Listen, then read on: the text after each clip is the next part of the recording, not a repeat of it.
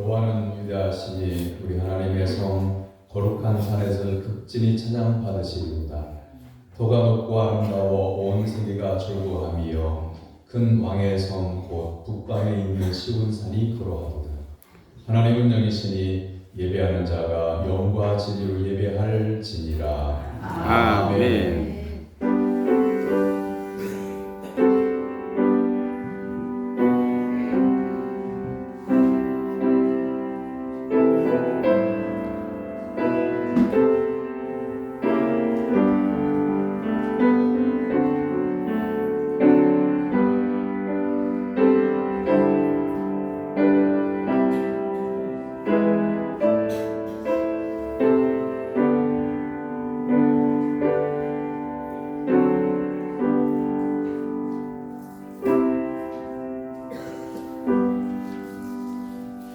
구원의 하나님 아버지, 만세 전부터 저희들을 주의 백성으로 택하여 주시고 예수님의 십자가 보혈로 죄를 씻어 하나님의 자녀로 삼아 주신 것을 감사드립니다.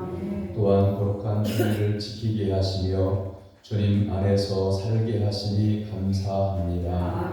영과 진리로 예배하는 이 시간 우리의 심령에 참된 만족을 주시고 하나님 반분만으로 온전히 즐거워하게 하옵소서. 아멘. 선포되는 말씀을 듣고 하나님의 뜻을 깨닫게 하시며 하나님께로 더욱 가까이 나아가는 은혜의 시간 되게 하옵소서. 아멘. 예수 그리스도의 이름으로 기원하옵나이다. 아멘.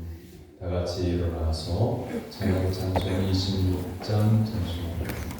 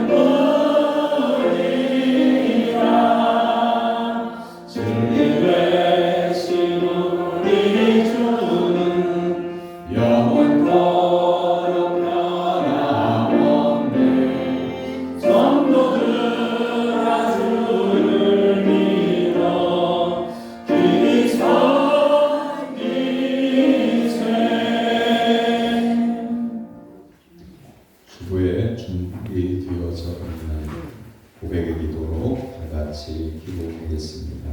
사랑의 하나님 아버지, 주님께서 저희에게 베풀어주신 은혜에 보답하지 못하는 삶을 살고 있는 저희들의 모습을 생각하며 부끄럽기 짝이 없습니다.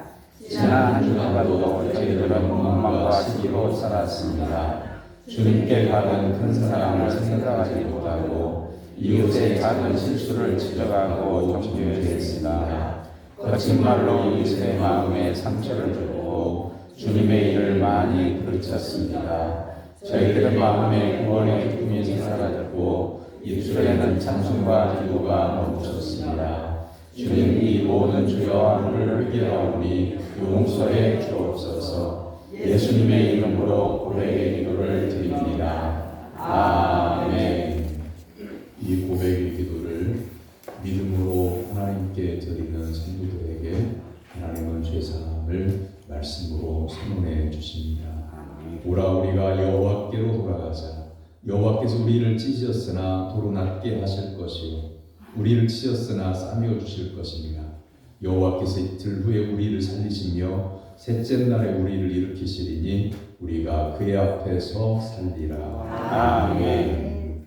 성시교독은 교독은 70번 이사야 42장에 있는 말씀입니다. 내가 붙드는 나의 종 내 마음에 기뻐하는 자 곧 내가 택한 사람을 보라.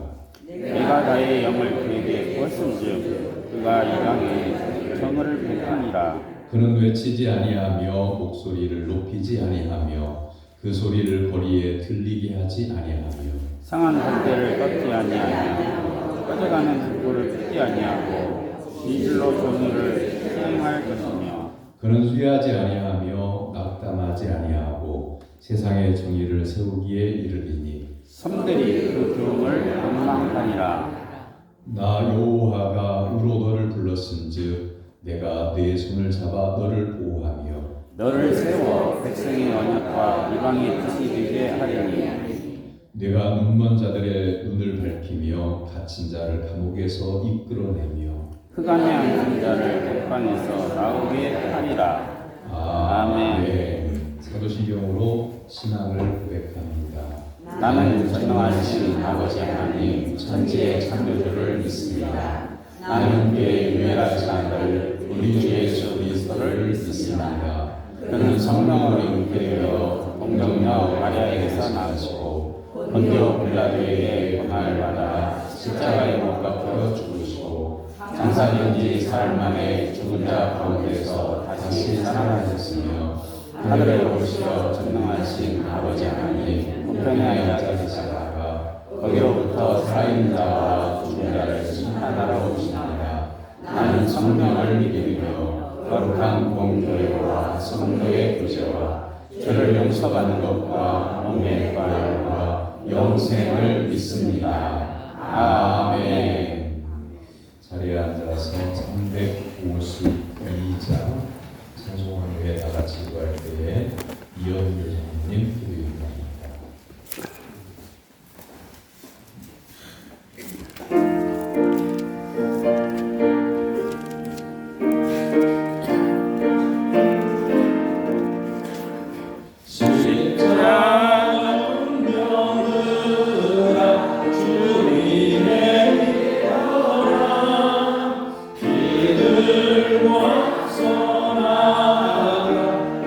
내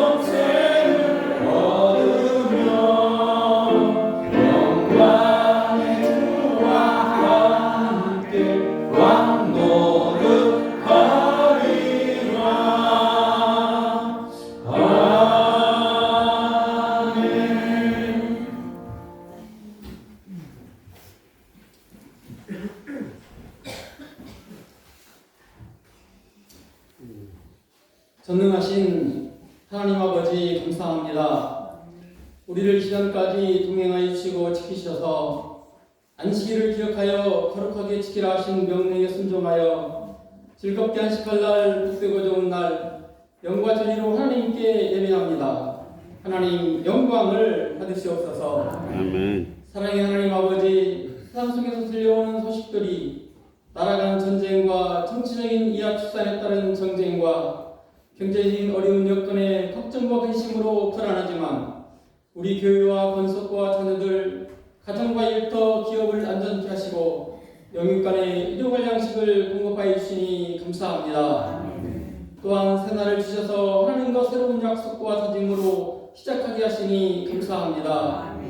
우리에게 하나님을 믿는 믿음이 반석 위에 세워져 무너지지 않게 하시고 예수 그리스도의 제자로 든든히 서가게 하옵소서. 아멘. 하나님 아버지, 지난 날을 회개합니다. 우리를 복으로 인도하여 주시는데 우리는 말씀 따라 살지 못했습니다. 영의 생각은 생명과 평안임을 알면서도 육신의 생각을 쫓아 사망으로 가고 있습니다. 성령님께서 우리의 생각을 지배하셔서 사망에서 생명으로 옮겨 주시옵소서. 아멘. 우리가 행한 죄를 용서해 주시고 십자가의 보혈로 깨끗하게 씻어 주시기를 기도합니다. 하나님 아버지, 우리의 인생길에서 사탄과 마귀가 예수님에게로 향하는 길을 막고 있습니다. 하나님의 계획과 섭리로 사탄 마귀의 미혹에 흔들리지 않게 하시고 만나러 모으시고 환생의 물을 마시게 하시는 하나님을 온 마음을 다하여 경배하게 하옵소서. 우리의 발걸음을 실족치 않게 해주시고 주님의 선한 길로 인도하여 주시기를 기도합니다. 하나님 아버지, 우리에게 자비를 베풀어 주시옵소서. 영육간의 아픔과 외로움에 처해있는 권속들을 위로해 주시고 아픔과 상처의 문제가 치유되고 회복되며 주님 안에서 부활과 영생의 하늘나라에 소망을 두고 살아가는 권속되게 하옵소서. 목사님, 우리에게 하나님의 말씀을 가르치십니다. 가정을 영육간에 정정케 하시고 복으로 인도하여 주시옵소서. 교회에 속한 권속들을 지혜롭게 돌보며 교회를 떠나 있는 권속, 예수님을 모르는 이웃을 구원하는 일에 부족함이 없도록 성령의 능력을 더하여 주시옵소서. 오늘 주신 말씀으로 우리의 마음과 생각을 새롭게 하셔서 예수 이름으로 세상을 이기며 즐겁고 기쁘게 살아가는 우리 되기를 기도합니다. 찬양대가 정성을 다하여 우리의 기쁨, 우리의 소망, 우리의 생명이 되시는 주님을 찬양합니다. 영광을 받으시옵소서. 우리의 구원자 되시는 예수님의 이름으로 기도합니다. 아멘.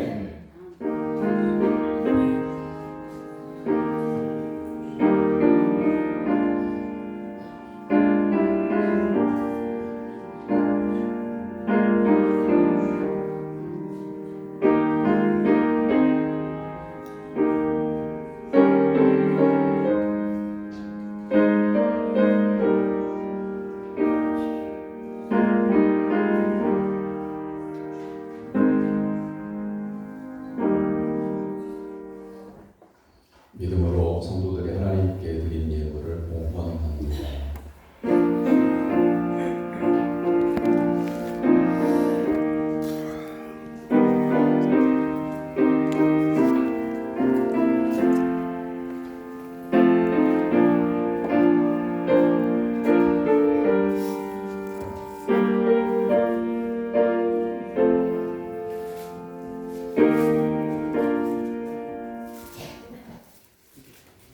은혜 위에 은혜를 주시는 하나님 아버지, 하나님을 사랑하는 성도들이 일용할 양식과 삶을 보호해 주심에 감사하여 하나님 앞에 나올 때에 믿음으로 예물을 구별하여 드립니다. 오늘도 나 같은 것을 구원해 주시는 주에 감사하여 하나님께 영광과 찬송과 존귀와 위엄을 드리는 모든 성도들에게 하늘의 신령한 은혜를 더하여 주옵소서. 말씀에 순종하여 소득의 11조를 드립니다. 슬프고 아픔 중에도 모든 것에 감사하여 하나님 앞에 예물을 구별하여 드립니다. 이 땅에 생명 주심을 감사하여 생일 감사함금을, 범사에 감사하여 감사의 예물을, 부모님 추도 예식을 마치고 하나님 앞에 감사의 예물을 구별하여 드립니다. 하나님의 거룩한 손으로 안수하여 주셔서 모든 가족이 주 안에서 강건케 해주시고 오직 하나님을 영화롭게 하며 살 수 있도록 도와주시옵소서. 주일마다 정하고 드리는 주정헌금을 드립니다. 하나님 앞에 약속한 대로 정성을 다해서 준비한 예물을 드리오니 그 가정과 산업과 자녀손에게 하늘의 형통한 복을 허락하여 주옵소서. 또한 선교 헌금을 드립니다. 먼 곳에 가지 못하나 우리가 전하여지는 이 예물들을 가지고 보낼 때에 복음의 능력과 권세가 나타나게 하시고 오직 하나님의 권능만이 임하게 하여 주옵소서. 작정한 건축원금과 일천번제를 드립니다. 하나님 앞에 꿇어뜨려 기도하는 바가 하늘의 소망을 이룰 수 있도록 도와주시고 또한 하나님께서 약속하신 은혜가 충만하게 임하게 하여 주옵소서. 성미를 구별하여 드립니다. 그 가정에 떡반죽 그릇이 마르지 않는 은혜를 주옵소서. 교회를 위해서 예배를 위해서 각양의 모습으로 자신의 이름이 드러나지 않아도 빛이 나지 않아도 헌신하는 손길들을 기억하여 주옵소서. 기쁨으로 감사함으로 감당하게 해주시고 하나님의 생명책에 기록됨을 믿고 하늘의 상 주심을 바라고 믿음에 달려갈 길을 잘 달려갈 수 있도록 도와주시옵소서. 성도들의 믿음의 예물을 통해 복음이 증거되게 해주시고 하나님의 나라가 이루어지게 하여 주시옵소서. 예수님의 이름으로 기도하옵나이다. 아멘. 하나님께서 우리에게 주신 말씀은 미가 6장 6절에서 8절까지입니다. 구약성경 미가 6장 6절에서 8절까지 1295쪽입니다.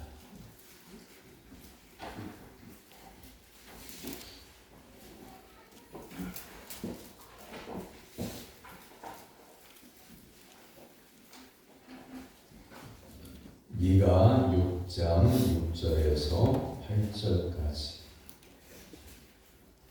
살아계신 하나님의 말씀을 저와 여러분이 한 절씩 교독하되 8절은 같이 받들어겠습니다.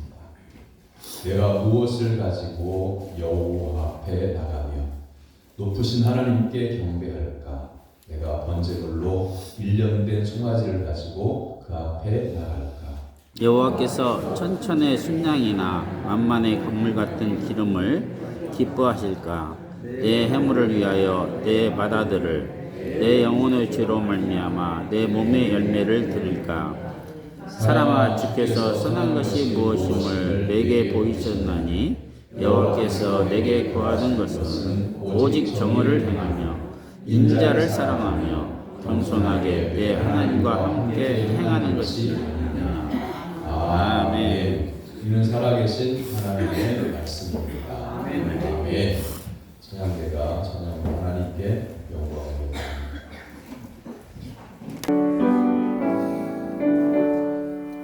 우리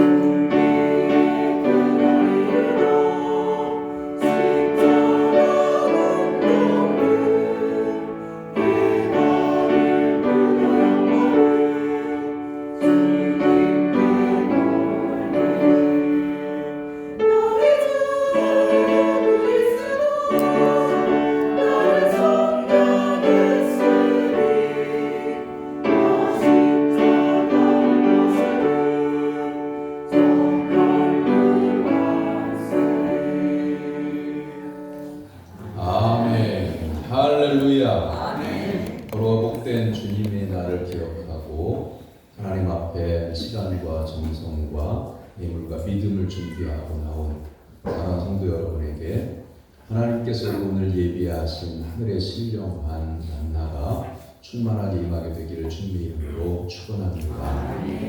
옆에 있는 분들과 인사를 나눕니다. 반갑습니다.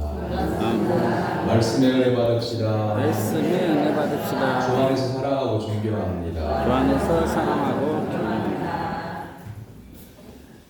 첫 번째 생각할 건 다수가 가는 길이 있고 소수가 가는 길이 있습니다.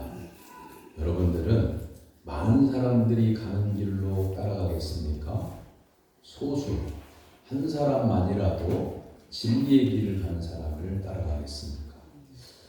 영국에서 실제로 있었던 일인데요. 영국에는 마라톤 데이가 유명합니다.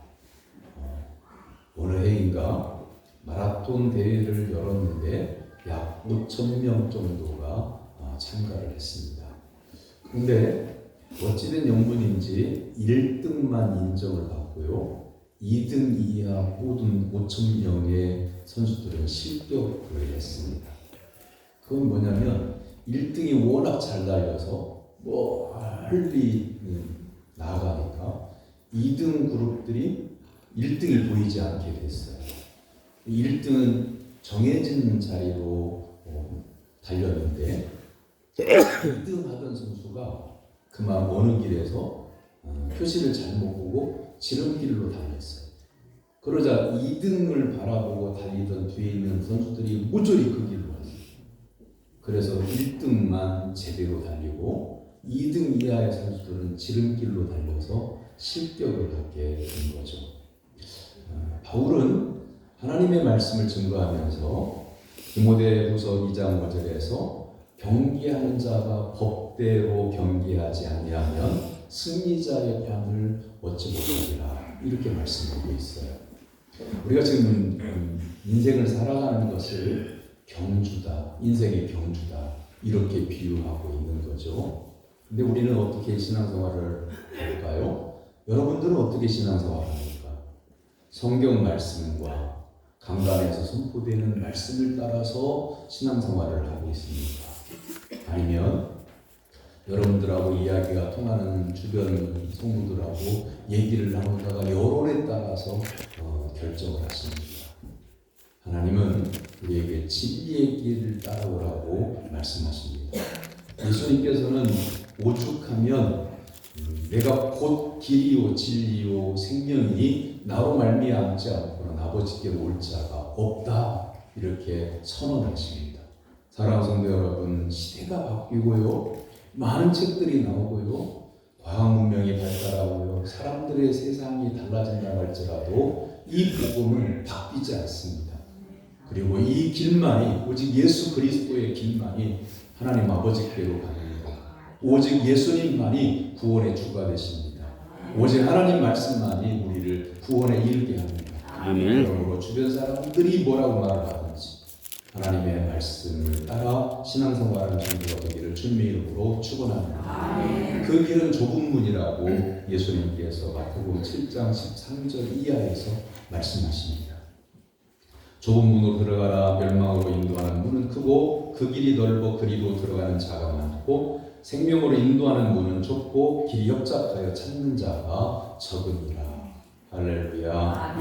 사랑하는 성도 여러분, 대부분의 사람들이 하는 대로 따라가면 안 됩니다. 왜 저 길을 가는지 살펴보고 그 길이 맞는 것인지 분별하고 그 길을 가든지 안 가든지를 결정을 해야 합니다. 사람이 어떤 때에 실수하게 되냐면 너무 바쁠 때, 정신이 없어요. 우리가 흔히 하는 말로 눈, 코, 뜰 새 없다, 그렇게 바쁘다. 그럴 때에 왜 사람이 실수하냐면 아무리 바빠도요, 정신을 바짝 차리고 판단 잘하고 분별해서 일을 해가면 실수하지 않아요. 근데 바쁜 나머지 막 서두르다 보면 실수를 하게 되어 있어요. 그리고 이렇게 세상을 내 기준으로 바라보고, 내가 생각할 때는 이건 이런. 왜 나라가 이렇게 분열이 됩니까? 자기가 맞다고 생각하는 길을 각자가 가고 있기 때문에 그런 거잖아요. 바쁜 마음을 잠시 멈추고요. 진짜 바쁠 때, 숨이 턱까지 찰 정도로 막 바빠서 어쩔 줄을 모를 때, 그 바쁜 일을 빨리 마치기 위해서 서두르지 말고 잠깐 멈춰보세요. 시간이 많이 걸리는 것도 아니야. 한 30초만 멈춰보세요. 그리고 심호흡을 3번 정도 해보세요. 그러면 놀랍게도 마음이 안정되기 시작해요. 그리고 난 다음에 하나님을 우러러보고 하나님께 기도해보세요. 하나님, 제가 이렇게 바쁘게 사는 것이 맞는지요? 내가 지금 이렇게 생각하는 것이 맞는 생각을 하고 있는지요? 하나님, 성령의 지혜를 주옵소서. 기도해야 돼요. 사람이 급히 서둔다고 해서요, 반드시 그 일을 성공하는 것도 아니고요, 먼저 출발했다고 해서요, 반드시 먼저 도착하는 게 아니에요. 토끼와 거북이 이야기가 그거잖아요. 토끼가 거북이보다 몇 수십 배는 빨라요. 아니, 그 몇백 배는 더 빨라요. 그런데도 토끼가 졌다. 거북이 졌다. 이 말은 토끼가 속도가 느리다 그걸 얘기하려고 하는 게 아니잖아요. 바르게 성실하게 주어진 길을 꾸준하게 옆길 바라보지 않고 걸어가는 사람이 승리한다. 이걸 보여주는 거잖아요. 지금은 고속도로에 차가 너무 많아서 속도를 낼 수가 없어요. 안전하게도 달려야 되기도 하고요. 제가 1990년대 초반에 서울에 있는 장로의 신학대학원을 다닐 때인데요. 차를 가지고 익산에서 서울에 있는 장로의 신학대학까지 운전을 해서 가서 수업을 듣고 그리고 끝나고 이렇게요. 그런데 전국에서 신대원생들이 오기 때문에 고속도로를 달리다 보면 휴게소에서 같이 공부하는 전도사님들을 만나요. 근데 한 번은 이런 재미있는 일이 있었어요. 제가 수업이 같이 끝났고 동시에 출발을 했는데 제가 급해가지고 신방 가야 될 일이 있어서 서울에서 익산까지 막 열심히 달렸어요. 주간 휴게소에서 잠깐 쉬었어요. 근데 화장실을 갔다가 나오는데요, 같이 출발해서 저는 먼저 익산에 가겠다고 막 열심히 달렸는데 줄줄이 다 오는 거 있죠. 아무리 급하게 달려도 결국에는 만날 때에는 다 만나는구나.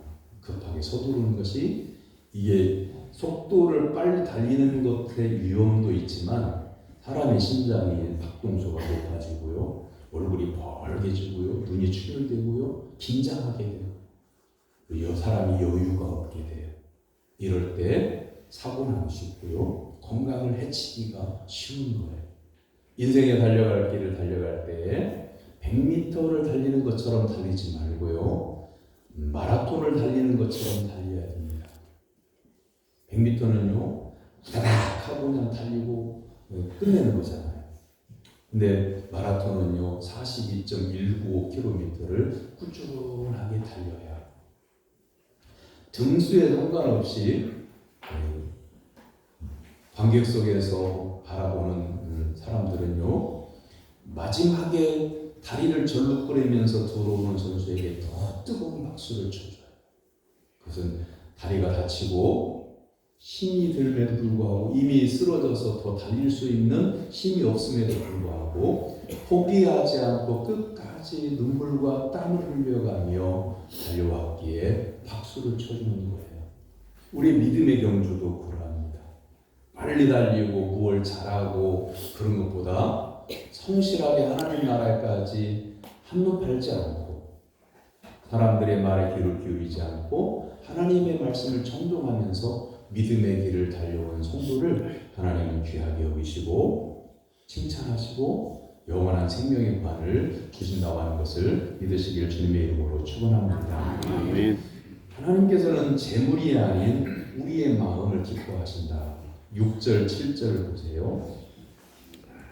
자, 6절과 7절 말씀 찾으시고 오늘 본문 말씀 다 같이 한번 받들겠습니다. 내가 무엇을 가지고 여호와 앞에 나가며 높으신 하나님께 경배할까? 내가 번제물로 1년 된 송아지를 가지고 그 앞에 나아갈까?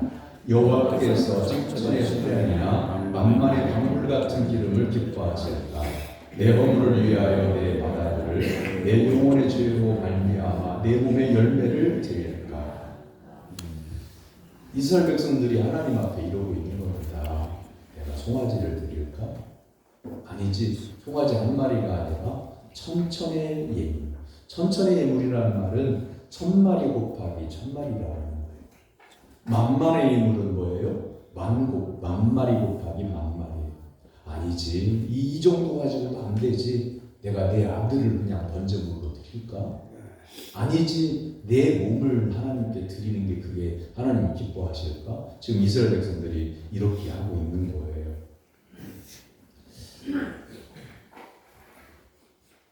어떻게 보면 정말 많은 것을 드리고 싶어하는 이스라엘 백성들의 마음 같잖아요.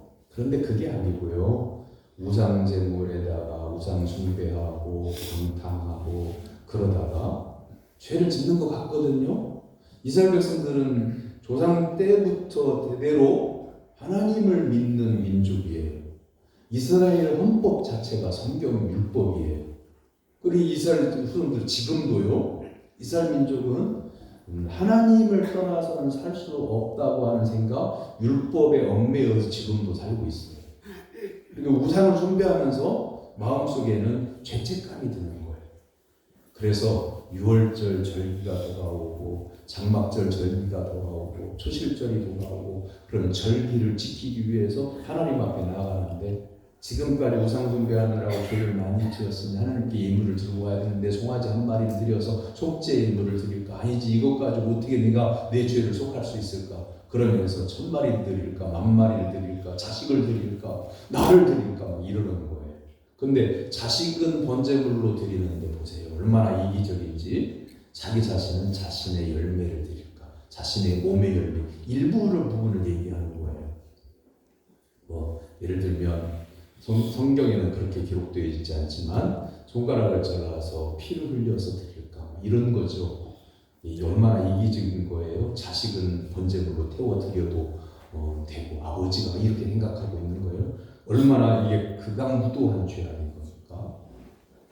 하나님께서 그래서 1000마리의 1000마리, 10,000마리의 10,000마리 아들 네 몸의 일부 그것보다 하나님께서 원하시는 제사는 마음을 드리는 거예요. 상한 심령을 드리는 거예요. 내가 죄악 중에서 하나님 앞에 범죄했습니다 라고 자기 자신을 통회하고 자복하고 가슴을 두드리고 눈물로 통곡하면서 하나님 앞에 드리는 상하고 찢긴 마음, 그걸 원하는 거지. 죄악 가운데 있으면서 우상제물에 또한 우상에 취해서 있으면서 절기를 지키겠다고 나올 때 예물만 많이 가져오면 내가 그 예물을 받을 줄 아느냐, 이 말씀이잖아요. 시편 51편 17절에서 하나님께서 구하시는 제사는 상한 심령이라 하나님이여 상하고 통회하는 마음을 주께서 멸시하지 아니하시리다. 하나님께서 상하고 통회하는 마음으로 회개하며 하나님 앞에 나오는 성도를 멸시하지 않는다는 말은 기뻐하신다는 거예요. 그러나 죄악된 마음에 품고 예물을 많이 가지고 그 예물 하나님이 받으시지 않겠다는 겁니다. 사랑하는 성도 여러분, 내가 드린 예배를 하나님이 안 받으시면 어떻게 될까요? 예배하는 순간순간마다 우리 일평생 동안 성도로서 예배를 드리는데 예배를 드리는 한 번 한 번이 정말 생명을 걸고 하나님께 감사의 예배를 드려야 돼. 나의 전부를 걸고 내 심정을 마음을 하나님께 두고 내 몸도 하나님께 구별하여 이 시간 하나님 앞에 드려요. 세상에는요 1년 12달 출근하는 직장이에요.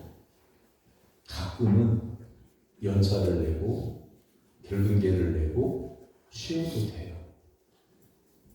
그리고 지나가면 아무런 해가 없어요. 그런데 믿음의 삶이라고 하는 것은요, 우리의 믿음이 작은 믿음일지라도 하나님의 나라에 들어갈 때까지 이 마음이 변함이 없어요. 아멘. 그런데 어느 날은 하나님께로부터 마음이 끊어졌다. 어떤 주일은 이어질 마음이 있다가 이러면요, 그게 하나님의 나라에 들어가기 직전에 하나님께서 우리에게 생명책을 쫙 펼쳐 보이시면서 내가 태어나면서부터 내 인생이 끝날 때까지 모든 기록을 보여주실 거예요. 예복을 입지 않은 사람이 주인의 잔치의 자리에 이렇게 왔다가 주님으로부터 책망받고 성 밖으로 내쳐져서 울며 슬피 울며 이를 갈미 있다와는 이 말씀이잖아요. 왜 그럴까요? 하나님의 천국에 들여보내지 않으니까 막 왜 나는 안 들여보냅니까? 막 억울해서 막 그러는 것 같잖아요. 그게 아니고 생명책을 쫙 나의 기록을 쫙 펼쳐서 보니까 하나님이 나를 천국에 안 들여보내서 못 들어가는 게 아니라 내가 보니 내 기록을 보니 내가 살아온 생활, 내가 했던 말들 이런 것들을 보니까 정말 내가 잘못된 말을 하고 잘못된 행동을 하는 것을 내가 깨닫는 거예요. 그걸 보면서. 그래서 천국에 내가 한 말 때문에 못 들어가고 내가 한 행동 때문에 못 들어가는 게 얼마나 이게 억울하냐는 말이죠. 내가 그때 믿음의 말을 했더라면, 내가 그때 믿음의 행동을 했더라면, 하나님이 원하시고 기뻐하시는 대로 살았더라면, 내가 못 살아서 이렇게 억울하고 이렇게 일을 갈게 되는 거죠. 하나님께서 예배를 드리는 데에 필요한 것이 어찌 상한 심령일까요? 행복한 마음, 기쁜 마음, 감사한 마음, 이런 마음으로 하나님을 예배해야 하나님이 기뻐 받으시지 않을까요? 그런데 왜 상한 심령일까요? 결론적인 말씀입니다만 우리는 모두 다 죄인입니다. 하나님의 은혜로 예수 그리스도의 십자가 보혈로 죄 씻음 받고 하나님께서 은혜를 깊어 주셔서 의롭다 여겨 주심을 받아서 구원을 은혜로 받은 거지.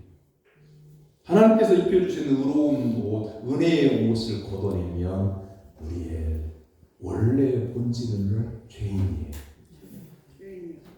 지금도 죄인이에요. 지금도 허물이 있어요. 말하는 것이 우리가 부족한 게 있잖아요. 사랑하는 성도 여러분, 우리의 생활 가운데에 가장 쉽게 하는 게 말이거든요. 그런데 말을 통해서 가족이 내가 말한 것 때문에 가족들이 흐뭇해하고 은혜스러워하고 그리고 막 자녀들이 힘을 내고 막 그럴 수도 있어요. 근데 예수님을 믿는 성도님이 예배를 드리고 믿지 않는 가족들이 있는 가정으로 돌아가서 그 한 말 때문에 가족들이 상심하게 돼요. 마음의 상처를 입고 의욕을 잃고 자녀들이 세상 살기 싫어하고 그럴 수도 있어요. 이 말이 가장 우리가 일상생활 중에 할 수 있는 일 가운데 말이 가장 쉬운 일이면서도 생명과 사망, 복과 저주를 나누는 말이 될 수도 있어요. 그러므로 사랑하는 성도 여러분, 상한 심령이라고 하는 건 하나님 앞에 나와서 보니까 꿇어뜨려 묵상하다 보니까 아무 생각 없이 주여 그게 아니라 하나님, 제가 세상에 살다가 하나님 앞에 나왔는데 저를 볼 수 있는 지혜를 주옵소서. 깊이 묵상하다 보니까 지난 주간 동안에 가족들에게 못한 말 했던 것들이 생각나니까 마음이 아파요. 그게 상한 심령이에요. 내가 다른 사람의 마음에 상처를 줘놓고 내가 몸짓 하나 눈빛 하나 얼굴빛으로 사람을 금신함하게 만들어 놓고 하나님 앞에 꿇어뜨려 기도하는 가운데 내 마음이 아프지 아니하다면 내 마음에 성령님이 안 계신 거예요. 예수님을 믿는다고 말은 입으로는 말을 하지만 예수님이 내 마음속에 주인으로 모시지 않고 있는 거예요. 성령이 오시면요 마치 무엇과도 같으냐면 어두운 방에 전기가 나갔어요. 스위치를 켜도 전등이 들어오지 않아요. 어두워서 아무것도 안 보여요. 그래서 더듬더듬 양초를 찾고 성냥을 찾아서 라이터를 찾아서 촛불에다가 초에다가 불을 딱 붙이니까 어두운 방이 환해지는 것처럼 성령님이 내 안에 오시면 내 마음의 방이 보여요. 내 마음의 방에 우상 같은 것도 들어있네. 죄악의 먼지도 묻어있네. 내가 어디서 갔다 왔는데 그곳에 있는 더러운 것이 여기 묻어왔네. 생각도 보여요. 그래서 하나님 앞에 무릎을 꿇어서 깊이 묵상해야 되는 이유가 예배를 드리기 전에 성전에 나와서 가볍게 목리에 성도님 만나면 그동안 평안하셨어요. 이 정도 하고 그리고 꿇어뜨려서 깊이 사실을 하나님 성령으로 비춰주시고 성령으로 감동해 주시기를 간구해야 합니다. 그래서 내 상한 심령으로 하나님 앞에 예배를 드릴 때 그 예배를 받으시는 거예요. 예배 전에 인사 정도는 하셔도요. 그동안 잘 지냈어요. 건강하셨어요. 평안하셨어요. 이 정도 인사는 하고 지나온 살아온 이야기 하지 마세요. 기도하세요. 묵상하세요. 여러분 자신을 하나님 앞에 세우지 않으면 예배를 드리고 가는 그 시간이 헛수고예요. 말씀을 들을 때 하나님 만나지 아니하면 여러분 이 시간 급한 시간 지금 1시간만 아니라 예배를 드리기 위해서 거리가 먼 분들은 일찍부터 준비를 하고 나면 그 시간부터 돌아가는 그 시간까지 이 시간을 헛수고하는 거예요. 사랑하는 성도 여러분 자신을 볼 줄 아는 믿음의 사람 되기 주님의 이름으로 축원합니다. 아멘. 성령을 구하고 성령의 비춰주심을 통해서 허물을 깨닫고 상한 심령으로 하나님께 은혜를 구하고 예배하는 성도가 되기를 주님의 이름으로 축원합니다. 세 번째는 하나님께서 우리에게 보여주신 선함을 따라 살라고 하나님은 말씀하십니다. 8절의 말씀 다 같이 받도록하겠습니다. 사람아 주께서 선한 것이 무엇임을 내게 보이셨으니 다 같이 시작. 사람아 주께서 선한 것이 무엇임을 내게 보이셨나니 여호와께서 내게 구하시는 것은 오직 정의를 행하며 인자를 사랑하며 겸손하게 내 하나님과 함께 행하는 것이 아니냐. 아멘. 하나님께서 우리의 인생들에게 말씀하십니다. 사람아 주께서 선한 것이 무엇임을 내게 보이셨나니 여호와께서 또 내게 구하시는 것은 오직 정의를 행하며 인자를 사랑하며 겸손하게 내 하나님과 함께 해야 하는 것이 아니냐. 천천의 예물, 만만의 예물, 아들을 드리는 거고 하나님 원하시지 않습니다. 인신제사를 더욱더 하나님 원하시지 않아요. 자기의 몸을 상해서 피를 흘려서 그 피를 제단에 바치겠다. 그것도 하나님이 원하시지 않아요. 마음을 찢고 자기의 삶을 회개하고 자기가 살아오는 동안에 잘못한 말, 잘못된 행동들을 깨닫고 누이치고 회개하고 상한 심령으로 하나님 앞에 꿇어뜨려 회개한 다음에 말씀을 듣고 가정으로 세상으로 나가서 살아갈 때에 하나님께서 우리에게 원하시는 것은 오직 정의롭게 살고 인자하게 하고 그리고 겸손하게 살아라. 그것이 하나님께서 기뻐하시는 성도의 삶이라고 말씀하고 있는 겁니다. 아멘. 그럼 첫 번째 정의를 한번 생각해 볼까요? 국어사전에서 정의를 이렇게 말을 해요. 사회나 공동체를 위한 옳고 바른 도리라고 했고요. 본문을 통해서 하나님께서 말씀하시는 정의는요, 하나님의 공의로우신 성품을 본받아 하나님 앞에서 올바른 삶의 도를 행하는 것이라고 말씀해요. 자, 이 말씀도 좀 주관적이잖아요. 그래서 마이클 샌델이라고 하는 그 분이 지은 정의란 무엇인가, 그 정의에 관해서만 책을 썼어요. 두꺼운 책이에요. 거기에서 이렇게 정의를 해요. 정부는 선에 관한 특정 견해를 지지하지 말아야 하며, 정의에 대해서 말을 할 때 여당 편만 들지 말고 야당 편만 들지 말고, 이게 한쪽으로 정부가 야당 편을 들어서도 안 되고 여당 편을 들어서도 안 된다는 거예요. 그 다음에 시민은, 일반 국민은 정의와 권리를 말할 때에 자신의 도덕적, 종교적 신념을 드러내지 말아야 된다. 그게 정의다는 거예요. 무슨 얘기냐면, 권사님, 정의롭게 살아야 돼요. 나 봐봐요. 내가 얼마나 정의로운지. 내가 생각할 때는, 내가 지난번에 이렇게 했잖아요. 이게 도덕적인 거예요. 지난번에 누구하고 이렇게 얘기할 때 내가 이렇게 했잖아요. 이게 정의로운 거예요. 이러지 말아야 된다는 거예요. 하나님이 기뻐하시는 정의는 뭘까요? 그건요, 강자나 약자나 마음의 기쁨과 감사가 열매로 맺혀지는 것, 그게 진짜 정의예요.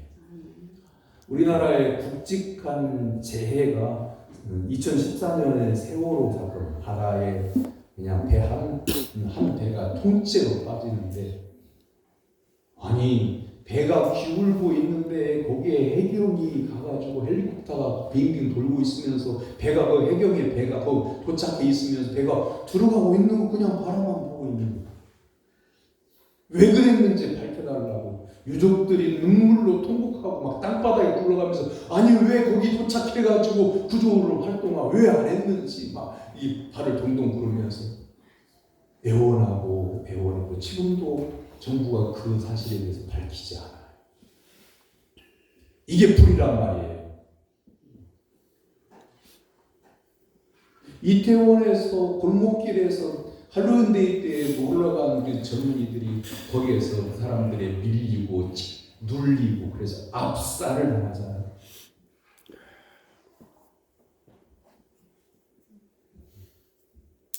탐나온 장관이 인터뷰를 하고 정부가 인터뷰를 하는데 경찰과 구청장의 그 책임 소재가 있는데 아무도 책임이 없다는 거예요.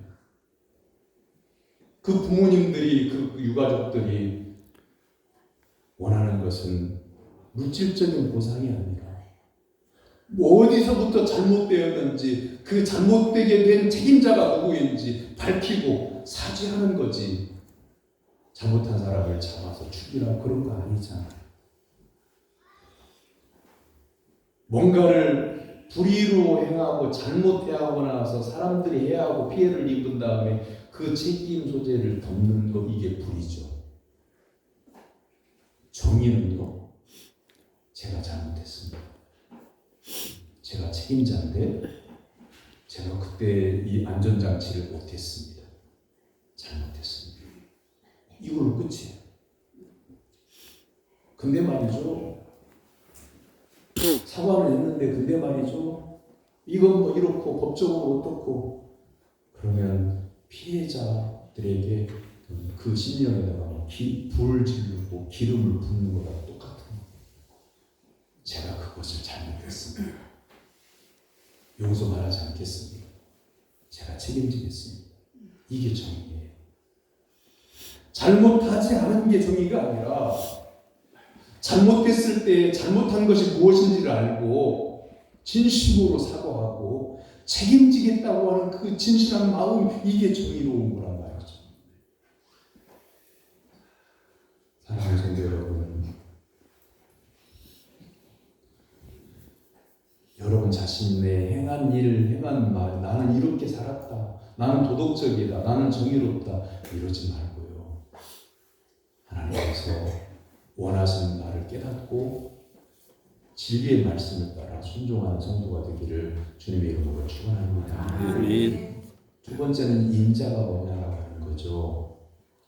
예수님께서 이 인자를 설명하기 위해서 만 달란트, 만 데나리온을 빚진 어떤 동반, 갈리오라고 할 수 있겠죠. 그 주인이 야, 만 달란트나 네가 빌려가고 왜 안 갚냐? 또 감옥에 넣겠다. 잘못했습니다. 제가 가난하고 돈이 없고 가족들을 부양하느라고 이걸 마련을 못했습니다. 제가 언젠가라고 날짜는 확정할 수 없지만 평생이라고 갚겠습니다. 제발 좀 봐주세요. 주인이 그 사정을 들어보니 진짜 딱하니까 그 탕감을 싹 다 해줬어요. 이 사람이 가벼운 마음으로 기쁜 마음으로 길을 가고 있는데 자기 동료를 만나, 자기 친구를 만나. 근데 이 친구는 자기에게 100데나리온을 빚졌어. 1만 달란트비야. 아무것도 아닌 거예요. 너도 왜 내가 나한테 빌려간 돈 왜 안 갚아? 우리 감옥에다 쳐넣어버렸어. 그 주인이 노발대발하잖아. 이 이야기는 뭔 얘기를 하려고 하냐면 돈 빌린 얘기를 하려고 하는 게 아니에요. 우리가 죄악 중에서 구원받은 것이 1만 달란트만큼 어마어마한 하나님의 은혜를 입어서 우리의 죄악이 용서받고 하나님의 자녀가 되는 권세를 얻었다.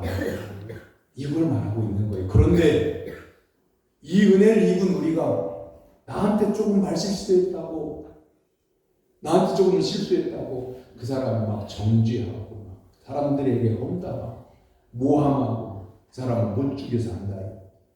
하나님이 우리에게 말씀하신 것은 얘야, 좀 내가 너에게 베풀어 준 이 엄청난 구원의 은혜 너 잊어버렸니? 그건 실수가 아니야. 네가 잘못 생각해서 그런 거, 잘못 들어서 그런 거지. 좀 인자하게 너그럽게 살면 안 되겠니? 하나님은 우리에게요 자유권을 주셨어요. 우리가 말할 수 있는 자유도 있고 행동할 수 있는 자유도 있어요. 그런데 잘못하는 것을 막 쫓아다니시면서 너희는 그 자리에서 불심판하시지 않으시고 그냥 말씀하십니다. 사랑하는 아들아, 사랑하는 딸아, 내가 너희에게 구원의 은혜를 베풀었듯이 너 가족을 좀 용서하면 안 되겠니? 너 친구를 좀 용납해주면 안 되겠니? 하고 나에게 말씀하시는 거예요. 이 주일 예배가 그런 예배예요. 예배 시간에 그런 거예요. 우리가 찬송 순서 지키고 기도 순서 지키고 설교 순서 지키고 축도 예배 끝났다. 그게 아니에요. 하나님이 나에게 세상 가운데서 실수하고 잘못 가고 했던 것들에 대해서 사랑하는 아들아, 사랑하는 딸아, 말씀 안에 바로 서면 안 되겠니? 라고 이렇게 사랑의 말씀을 주시는 시간이 바로 예배 시간인 거예요. 아멘. 세 번째는 겸손하라고 하는 거죠. 우리 가운데, 아니 대한민국의 한국교회 가운데 세계 10대 교회가 한국에 있는데, 그렇다고 해서 전 세계에 있는 교회가 없는 나라들까지 하면 수많은 나라들이 있는데, 그런데 우리가 우월하다고, 복음의 진보가 나타났다고, 교회가 세상에서 세계에서 제일 크다고. 아니요. 하나님은 교회가 큰 걸 보지 않으셔요. 하나님을 경외하는 성도를 바라보십니다. 만약에 교인의 숫자, 교회의 크기, 하는 일의 규모, 예산 이런 것들이 많은 교회를 하나님이 주목하신다고 하면 오늘 지금 이 시간에 먼 바다에 5가구 살고 있는 섬에서 달랑 3명 드리는 교회를 어떻게 알아요? 저 강원도 두메산골에 차로 갈 수가 없어서 마지막은 걸어서 올라가는 오지 있는 마을에 2명 드리는 교회는 어쩌라고요? 여러분, 큰 교회가 어떤 교회인 줄 아세요? 제가 전도사 때 기독 공부를 보다가 눈물을 흘렸던 적이 있어요. 왜냐하면 바다에 있는 섬들 가운데 병원이었고 그런 약국도 없고 그런 섬들을 돌아다니면서 선교하고 의사가 있고요, 목사님이 있고요. 그래서 배를 타고 돌아다니면서 그런 섬들에 가서 복음 전하고 아픈 환자 있으면 치료해주고 약 주고 그런 병원 선교선이 있었어요.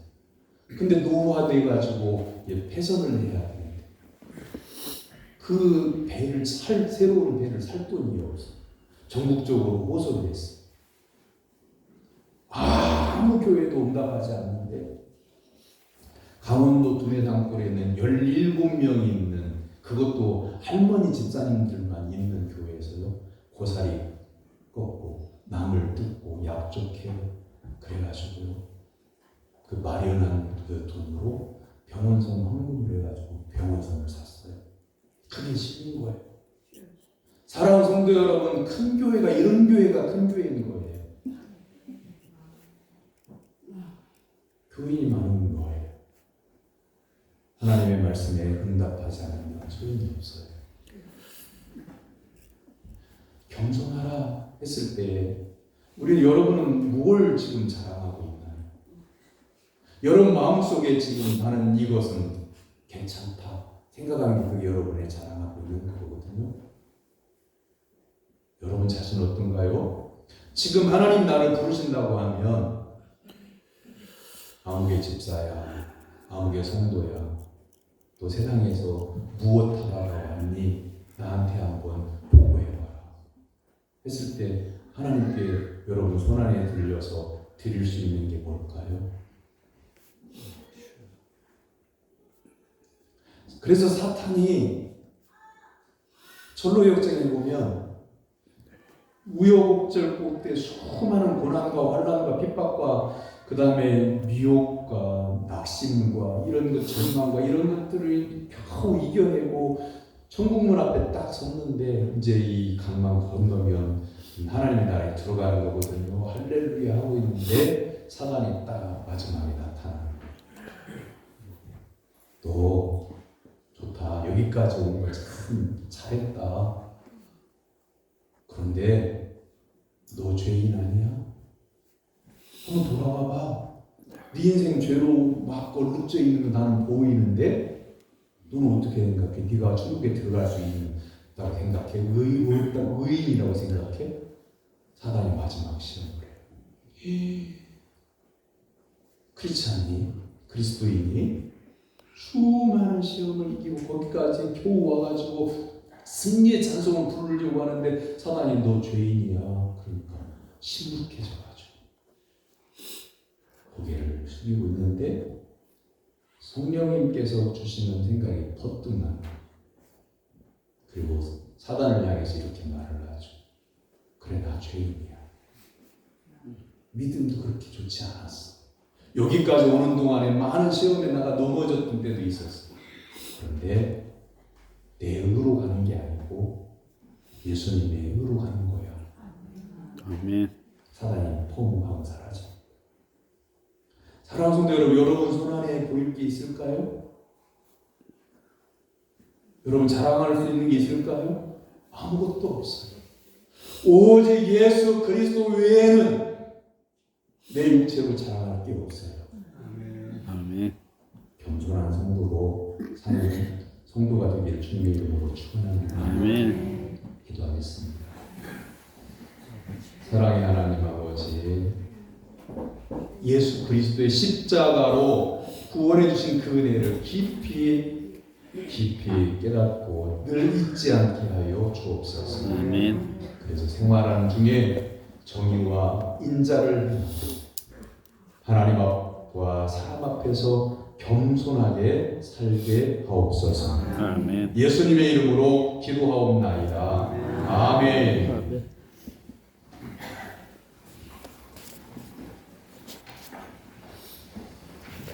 3번부터 보세요. 감사 편지의 배송을 오후 예배 때에 소개를 하려고 했는데 당사자라고 준비할 시간이 없었어요. 그래서 다음 주로 연기합니다.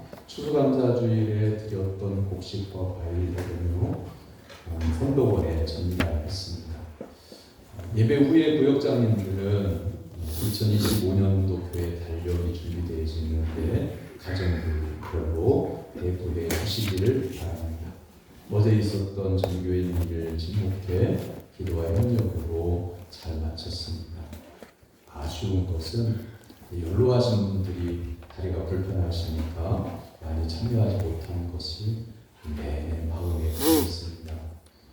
그리고 추후에 넣지 않았는데요. 화요신방 12일날 화요일날 있습니다.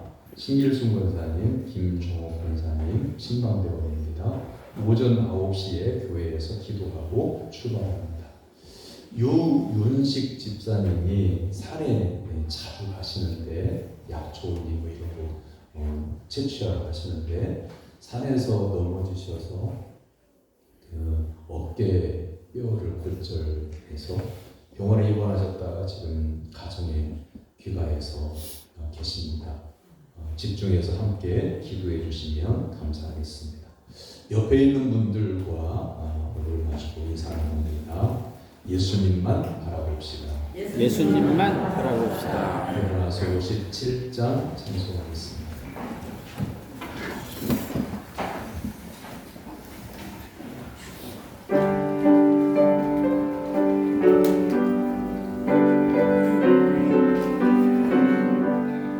오늘 주신 말씀에 제일 어려서 세상으로 나가서 살아갈 때에 나 혼자 힘으로 늘 부족하오니 주여 나를 도우사 승리하게